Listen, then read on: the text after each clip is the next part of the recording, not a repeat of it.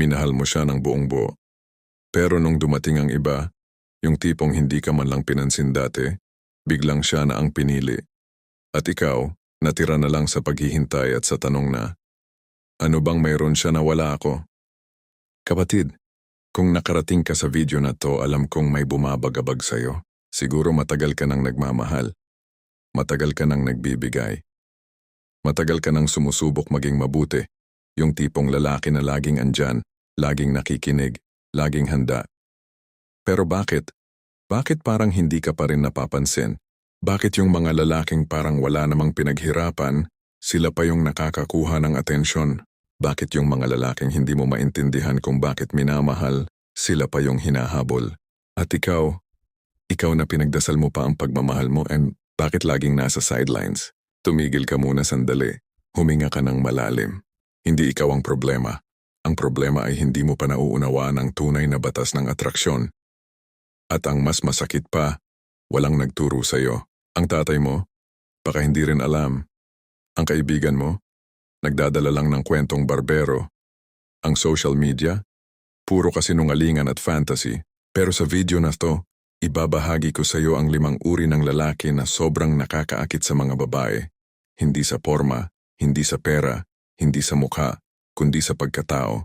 At hindi ito yung typical na be confident, be yourself na paulit-ulit mong naririnig. Ito ay nakabase sa Stoic philosophy, ang pinakamatandang filosofiya ng mga tunay na lalaki. Mga emperador, mga mandirigma, at mga pantas na mas pinili ang katahimikan ng isip kaysa ingay ng mundo. Kaya kung handa ka ng baguhin ang sarili mo, hindi para sa babae kundi para sa sarili mo, umupo ka, tahimik ka at makinig ka hanggang sa dulo. Dahil pagkatapos ng video na to, hindi mo na maiisip pareho kung paano kumilos bilang lalaki.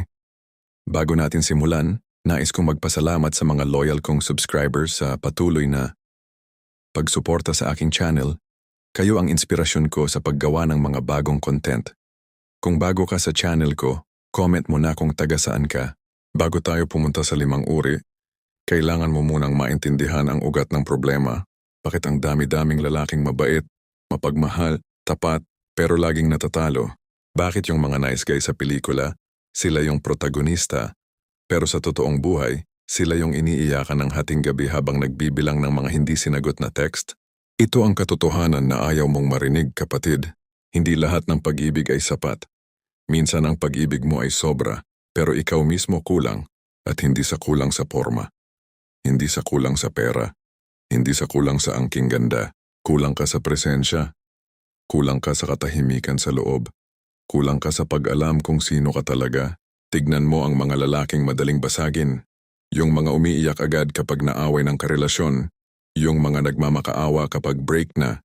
Yung mga nagbabanta ng pagpapakamatay kapag iniwan. Yung mga nagsisend ng paragraph na mensahe ng 2 a.m. Bakit ganon? Kasi ang buong identity nila ay nakasalalay sa pag-ibig ng babae. Kung mawala yon, mawawala rin ang kanilang sarili. Ang Stoic philosopher na si Epictetus ay nagsabi, at pakinggan mong mabuti ito, ang tao ay hindi ginugulo ng mga bagay, kundi ng kaniyang paniniwala tungkol sa mga bagay. Ibig sabihin, hindi ang pagtanggi sa'yo ng babae ang sumisira sa'yo. Ang nananakit sa'yo ay ang kwento na sinasabi mo sa sarili mo tungkol sa pagtanggi na yon. Hindi ako sapat. Walang magmamahal sa akin. Palagi akong natatalo. Ganito na talaga ako. Yan ang mga kasinungalingang iniisip mo araw-araw. At ang mas masaklap, pinaniniwalaan mo. At dito nagsisimula ang problema ng karamihan sa mga lalaki ngayon. Nawalan sila ng sarili habang hinahabol ang babae. Nagiging katulad nila kung ano sa akala nila ay gusto ng babae. Nag-i-imitate. Nagkukunwari. Nagpapanggap. At alam mo ba kung ano ang ironic? Habang sumusubok kang maging kung ano ang gusto niya, lalo kang nawawalan ng halaga sa mata niya. Dahil ang babae, instinctively, nararamdaman niya ang kahinaan at kawalang tiwala sa sarili. Hindi mo man sabihin. Hindi mo man ipakita. Nararamdaman niya sa ngiti mo. Sa boses mo. Sa tingin mo. Sa paraan mo ng pagkilos. Ang babae ay hindi naakit sa need. Naakit siya sa presence. Hindi siya naakit sa lalaking pinagdadasal siya gabi-gabi. Naakit siya sa lalaking hindi bumibitiw sa sarili kahit wala siya. At ngayon siguro nagtatanong ka, Pero sir, mabait naman ako, mapagmahal, handang magbigay. Bakit?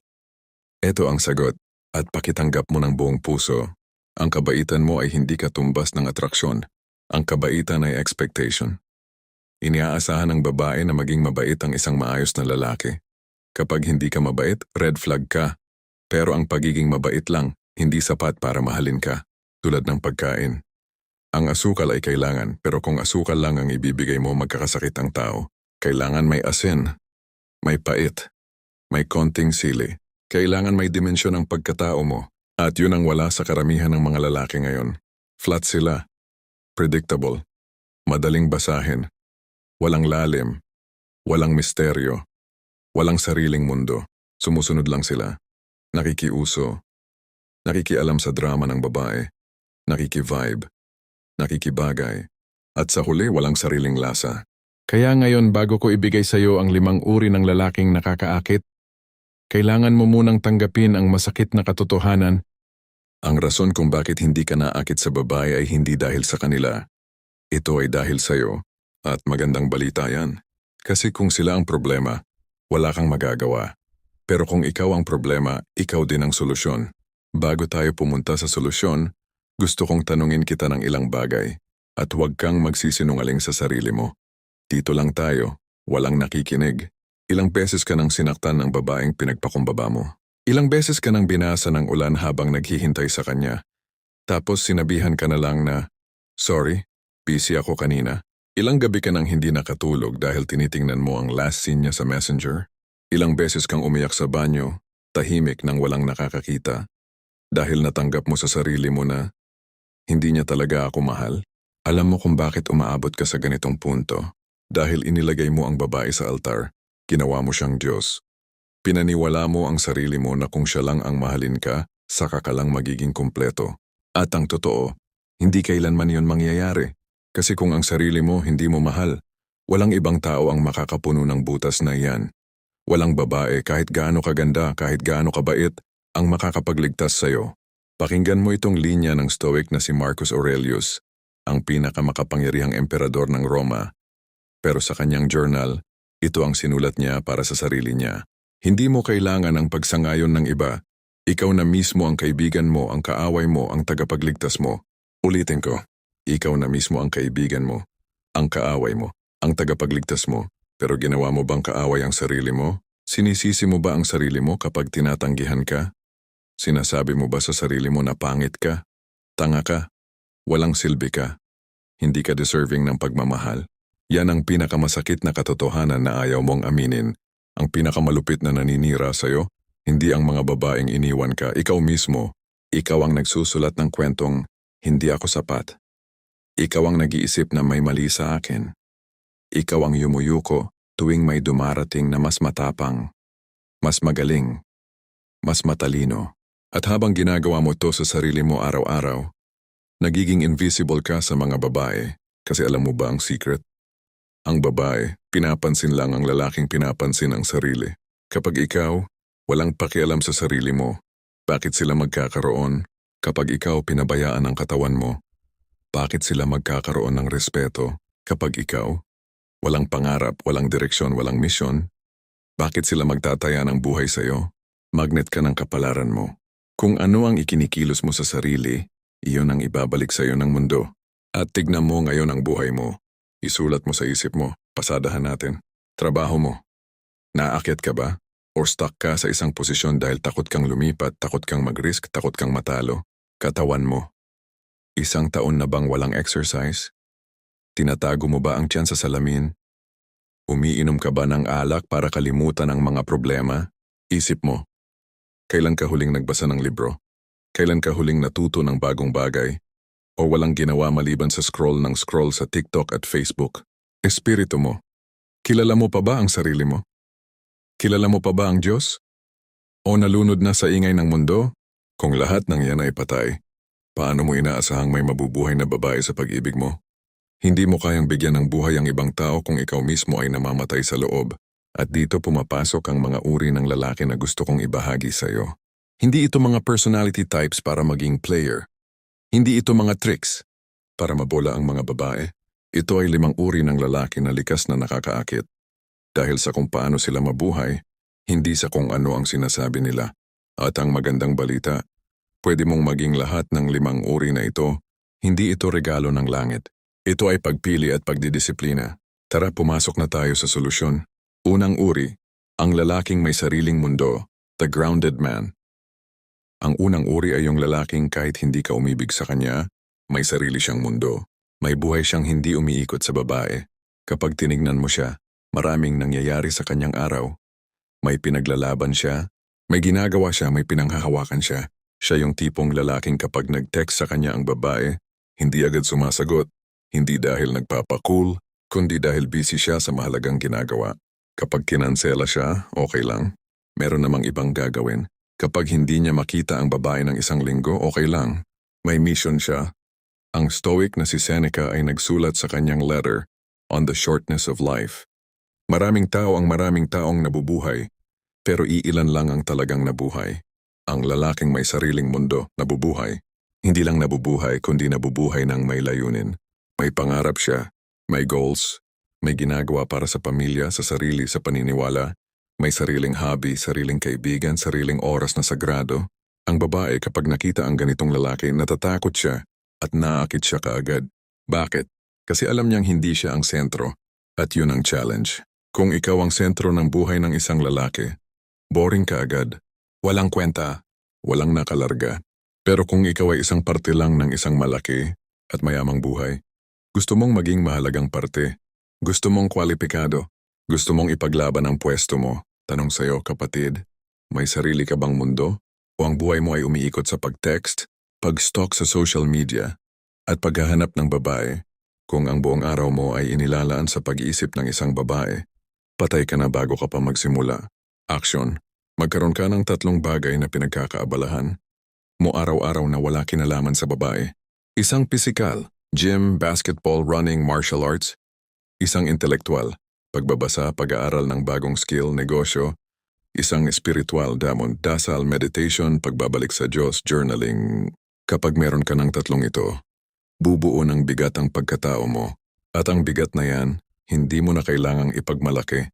Makikita sa mata mo, maririnig sa boses mo, mararamdaman sa paligid mo. At ang babae natural na mag-i-interest. Pangalawang uri, ang lalaking may disiplina sa sarili, the disciplined man. Ang pangalawang uri ay yung lalaking may control sa sarili. Hindi siya umiinom hanggang sumuka. Hindi siya nagagalit sa maliit na bagay. Hindi siya nadadala sa ingay ng mundo. Hindi siya lumalaban sa bawat away. May sandatang panloob siya, ang disiplina. Tignan mo ang mga tunay na stoic warrior noong unang panahon. Si Cato the Younger, isang senador ng Roma, ay sadyang umiinom ng panis na tubig para sanayin ang sarili na hindi magreklamo kahit may kakulangan. Si Marcus Aurelius, emperador ng buong Roma, natutulog sa sahig sa halip na sa malambot na kama para hindi malambutin ang kanyang katawan at isip. Bakit? Kasi alam nila, kung hindi mo masasakop ang sarili mo, imposibleng may irespeto sa'yo. Ang lalaking walang disiplina, madaling basahin. Sasabihan ng babae ng isang salita, masisira na. Pagmumurahan ng lasing, maghahamon na ng away. Makakakita ng maikling palda, matatayo na ang dugo. Kapag galit, sasabihin ng lahat ng bagay na pagsisisihan kinabukasan. Walang hawak sa sarili. Pero ang lalaking may disiplina, hindi siya basta-basta maapi. Hindi siya nagre-react agad. Nakikinig muna. Nag-iisip. Hindi siya nagsasalita ng mga bagay para lang magpasaya o magpagalit. Sinasabi niya ang totoo, ayon sa tamang panahon. Hindi siya namimili ng paraan para madaling makuha ang gusto. Pipiliin niya ang mahirap pero tama. At sa mata ng babae, yan ang signal ng isang tunay na protektor.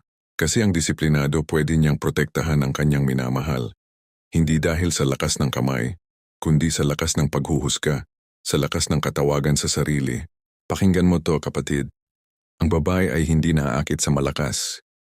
Naaakit siya sa lalaking kontrolado. Kasi malakas lang. Hayop din yan. Pero kontrolado, tao na may puso at ulo. Aksyon. Pumili ka ng isang hamon sa sarili na 30 araw mong susundin ng walang excuse. Isang buwan na walang alak, isang buwan na maagang gumigising ng 5 a.m., isang buwan na walang social media sa umaga. Bakit isang buwan? Kasi doon sinusubok ang kaluluwa mo. Doon lumilitaw kung tao ka ba o alipin ka ng gawi. At kapag natapos mo yan, mapapansin mo, May bago kang tingin sa salamin. Mas matigas ang mata mo. Mas matatag ang postura mo. At may nadadama kang bago sa lalaking nakatayo sa salaming yan. May respeto sa sarili. At kapag may respeto ka sa sarili, lahat ng dumadating sa buhay mo magre-respeto rin sa'yo. Kasama na ang babae. Pangatlong uri, ang lalaking hindi natatakot sa katotohanan, the honest man.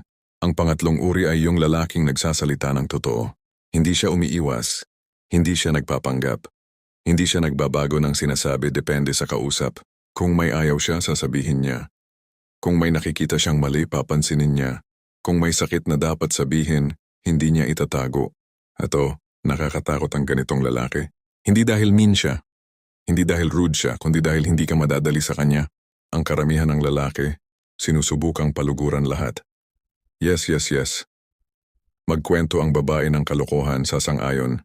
Magsabi ng hindi tama, tatawa lang. Humingi ng imposibleng bagay, magpipilit pa rin. Takot silang mawala. Takot silang mapansin na iba ang iniisip. Takot silang mahusgahan bilang masungit o selfish. Kaya naging wallpaper na lang sila sa buhay ng mga babae. Pero ang lalaking tapat, hindi ako pupunta sa party mo kasi may gagawin ako. Mali ka sa ginawa mo sa kaibigan mo. Hindi tama ang sinasabi mo ngayon, pag-isipan mo muna. Ayaw ko ng ganitong usapan. Bukas na natin pag-usapan kapag kalmado na tayo.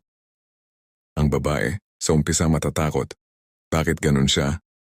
Ang yabang niya? Di ko maintindihan. Pero sa katagalan, irerespeto ka niya. At hindi lang respeto, hahangaan ka niya. Kasi alam niya, kung may sasabihin ka, totoo yon. Kung sasabihin mong mahal mo siya, yun ay totoong mahal, hindi diplomasya. Kung sasabihin mong, ikaw ang pinakamaganda sa akin, paniniwalaan niya, kasi hindi ka iba kapag kausap ang iba. Pakinggan mo si Epictetus, siya ay ipinanganak alipin, pero naging isa sa pinakamalalim na pilosopo ng Greece. Sabi niya, huwag kang magpapanggap na may alam kung wala. Huwag kang magpapanggap na mabuti kung hindi. Sa pagpapanggap naliligaw ka sa iyong sarili. Ang katotohanan ay mabigat, pero ang kasinungalingan ay lason. Kapag patuloy kang nagpapanggap, nawawala ang sarili mo. Nawawala ang integridad. Nawawala ang kakayahan mong magtaya sa anumang bagay dahil hindi mo na alam kung sino ka talaga. Aksyon, simulan mo sa maliit. Kapag tinanong ka ngayong araw kung, kumusta? Huwag kang sasagot ng okay lang kung hindi ka naman okay. Sabihin mong hindi masyado. Pero lalaban ako. Kapag inimbita ka sa event na ayaw mo, sabihin mong, ayoko. Salamat sa imbitasyon. Kapag may tinanong sa'yo na hindi mo alam, sabihin mong, hindi ko alam pero aalamin ko. Simple, pero mahirap. Kasi nasanay ka ng maging complicated para masakop mo ang lahat. Pero bumalik ka sa pagiging simple. Bumalik ka sa pagiging totoo. At mapapansin mo, konti lang ang makakausap mo. Konti lang ang magugustuhan ka. Pero yung mga nagugustuhan ka, totoo ang gusto sa'yo. Hindi sa version mo. Hindi sa mask mo. Sa'yo. At dun lumalabas ang pag-ibig na panghabang buhay. Pang-apat na uri, ang lalaking malalim mag-isip, the thoughtful man. Ang pang-apat na uri ay yung lalaking mahaba ang pisi ng utak. Hindi siya nagsasalita ng paulit-ulit. Hindi siya padalos-dalos ng sagot.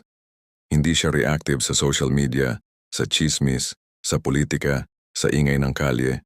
Kapag may tinanong sa kanya, nag-iisip muna. Tinitimbang ang salita. Tinitingnan ang anggulo. At kapag nagsalita na, may timbang, may depth, may kinalalagyan. Ang babae, kapag nakausap ang ganitong lalaki, pakiramdam niya may isang bagong mundo siyang pumasok. Ang galing ng iniisip niya. Hindi ko in-expect yon. Malalim pala siya. Tignan mo ang mga pelikula at librong pang-romansa. Laging may ganitong karakter, yung misteryosong lalaking nagsasalita ng iilan lang. Pero kapag nagsalita, umaalingaw-ngaw sa puso ng babae. Bakit? Kasi ang pag-iisip ay attraction. Ang isang lalaking may pinanghahawakang ideya na alam kung saan siya tumatayo sa buhay, na may matibay na paniniwala, iba ang dating. Pero ang masaklap, sa panahon ngayon, lahat ay ingay. TikTok, Reels, memes, dumb humor. Ingay ng ingay. At marami sa mga lalaki na lunod dito, nawalan ng depth, naging madaling basahin, walang sariling pananaw. Kung ano ang trending, doon sumasakay. Sabi ni Seneca, ang marami sa mga nagsasalita, kaunti lang ang tumitigil at nag-iisip. At sa mga tumitigil at nag-iisip, kaunti pa ang umaabot sa karunungan. Ibig sabihin, rare ang nag-iisip. Kaya kung magiging isa ka sa kanila, rare kang lalaki. At ang mga rare, nahahanap. Action. Isa. Magbasa ka ng libro. Kahit 10 pahina bawat araw. Walang pinipiling genre. Pwedeng philosophy, novel, history, business. Ang importante, hindi social media. Ang libro ay nagpapahaba ng pisi ng utak. Nagpapalalim ng pananaw. Nagbibigay ng bagong salita, bagong ideya, bagong anggulo sa mundo. 2. Magkaroon ka ng oras mag-isa araw-araw. 30 minuto man lang. Walang phone, walang musika, walang tao. Tumahimik ka, maglakad, mag-isip, mag-journal, magdasal. Ang katahimikan ay isang uri ng gamot. Doon nagkakaroon ng lakas ang isip. Doon nabubuo ang mga bagong ideya. Doon ka naririnig ng sarili mo. 3. Huwag kang magsalita agad. Sa lahat ng konversasyon, tanong o argumento, pumasa ng 2 segundo bago magsalita. Subukan mo yan sa 1 linggo. Magugulat ka sa sasabihin mo. Mas mahusay, mas matalino, mas mabigat, at mapapansin mo, magsisimulang makinig ang mga tao sa'yo. Kasi hindi ka basta-basta nagsasabi ng bagay. At ang babae, kapag nakita niya ang lalaking hindi ka level ng ibang paulit-ulit, ingay ng ingay, kapansin ka agad. 5 uri. Ang lalaking may matatag na loob, the unshakable man. At ang pinakahuli, ang pinakamahalaga sa lahat, ang lalaking hindi natitinag. Hindi siya natatakot sa pagtanggi, hindi siya natatakot sa pag-iisa, hindi siya natatakot sa kamatayan, hindi siya natatakot sa opinyon ng iba, dahil alam niya ang buhay ay hindi forever. At sa maikling panahong ito, hindi niya papayag na mamuhay sa takot. Ang Stoic philosopher na si Marcus Aurelius ay nagsulat sa kanyang Meditations. Ang takot sa kamatayan ay takot sa bagay na hindi mo pa naranasan. Pero ang tunay na dapat katakutan ay ang hindi pagsasabuhay habang may pagkakataon. Tanong ko sa iyo, kapatid, ilang bagay ang hindi mo ginagawa dahil takot kang mabigo? Hindi ka nagtayo ng negosyo, baka malugi. Hindi ka nag-aaral ng bagong skill, baka hindi mo kayanin. Hindi ka naglakas loob na magpakilala sa babaeng gusto mo, baka tanggihan ka. Hindi mo hinahabol ang pangarap mo, baka tawanan ka. At sa likod ng bawat takot, may isang kasinungalingan. Hindi ako magiging okay kung mabigo ako. Pero ang lalaking matatag, alam niya ang katotohanan. Magiging okay ako kahit mabigo. Kasi hindi ang resulta ang bumubuo sa akin. Ang desisyon kong subukan, yan ang sikreto. Hindi ang tagumpay ang nakakaakit ng babae. Ang pagsubok ang nakakaakit. Ang willingness na lumaban. Ang paniniwala sa sarili kahit walang garantiya. Tignan mo ang mga babaeng naaakit sa boxer, sa atleta, sa entrepreneur, sa artist. Marami sa kanila, hindi pa successful nang pumasok ang babae sa buhay nila. Struggling pa, wala pa. Pero may isang bagay na makikita sa mata nila, hindi ako titigil. At yun ang atraksyon, hindi ang pera sa bulsa. Hindi ang sasakyan, hindi ang titulo, ang loob. Ang matatag at di natitinag na loob. Pakinggan mo itong kwento. Noong unang panahon, may isang pilosopo na nagngangalang Jose. Nakatira siya sa malaking banga. Literal na banga, gusto kong linawin. Walang bahay, walang damit na maganda, walang pera. Isang araw, dumating ang pinakamakapangyarihang emperador ng panahong iyon, si Alejandro ng Dakila, para kausapin siya. Jose, sabi ni Alejandro, ako ang pinakamakapangyarihang tao sa mundo. Anumang hilingin mo, ibibigay ko. Tumingin si Jose, nasa sahig siya nakahiga, humihit-hit ng araw. Sinabi niya, pwede ka bang tumabi? Nilalagasan mo ang sikat ng araw ko. Nagulat ang mga tao. Nainsulto ba niya ang emperador? Pero si Alejandro, tumingin sa kanyang mga tauhan at sinabi, kung hindi ako si Alejandro, gusto ko sanang maging si Jose. Bakit?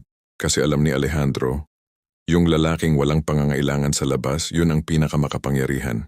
Siya ang hindi mabibili, hindi matatakot, hindi matitinag, at yun ang pinaka-attractive na lalaki sa mundo. Ang lalaking hindi mo mabibili ng pera, hindi mo mapipilit ng lambing, hindi mo mapapaluhod ng galit, hindi mo mahihila sa kalaliman ng iyong emosyon.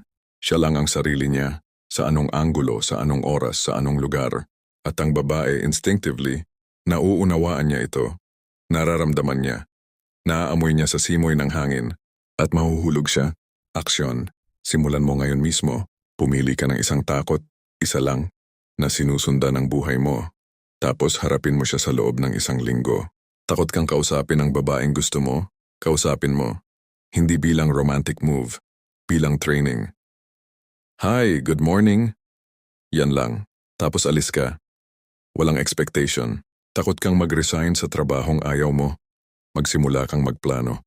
Gumawa ng CV. Mag-apply ng isang trabaho kada linggo. Takot kang magpakita ng sinulat mo, kinanta mo, ipininta mo, i-post mo. Isa lang. Tapos, okay lang kung walang mag-like. Sa bawat takot na haharapin mo, mas magiging makapangyarihan ka.